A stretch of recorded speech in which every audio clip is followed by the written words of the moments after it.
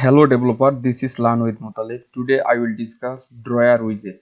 তো এখানে আপনারা দেখতেছেন মোবাইল স্ক্রিনে যখন আমি থ্রি লাইনে ক্লিক করতেছি আমাদের কিন্তু এখানে আইটেমগুলো আসতেছে, অর্থাৎ আপনি যে অনেকগুলো আইটেম রাখতে পারেন আপনার পছন্দ মতো আপনার ডিজাইন অনুযায়ী, ঠিক আছে। তো আবার দেখেন আপনারা এখানে এই যে মাঝখানে যখন আমি বাটনে ক্লিক করতেছি ওপেন ড্রয়ার, তখন কিন্তু ওপেন ড্রয়ার হচ্ছে।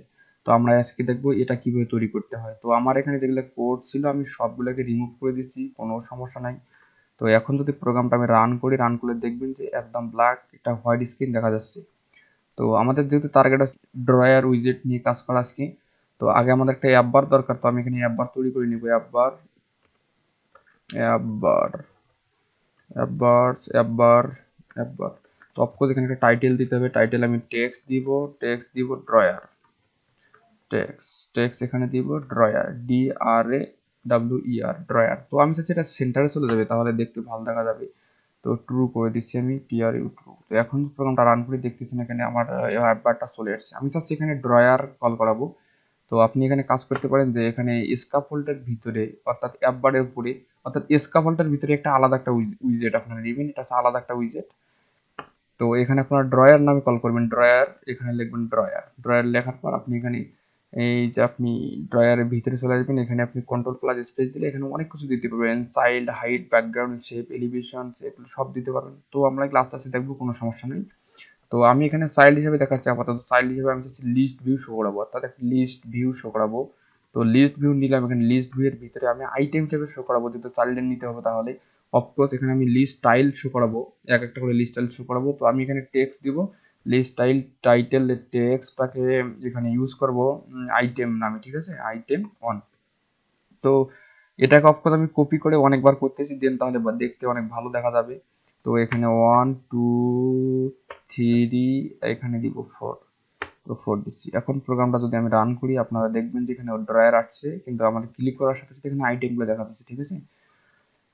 তো আমরা বিস্তারিত এই বিষয়গুলো একবার ক্লিয়ারলি একবার স্পেসিফিক ভাবে দেখব যখন আমরা অ্যাপস ডেভেলপমেন্ট প্লেলিস্ট শুরু করব।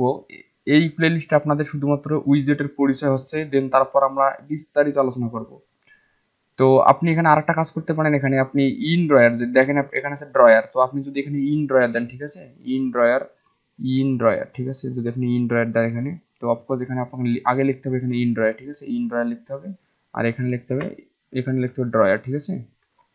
তো এখন প্রোগ্রামটা যদি রান করেন আপনারা দেখবেন যে আমাদের এই যে ড্রয়ারটা ছিল এটা কিন্তু রাইটে চলে এসেছে, অর্থাৎ ইন পাশে চলে এসেছে।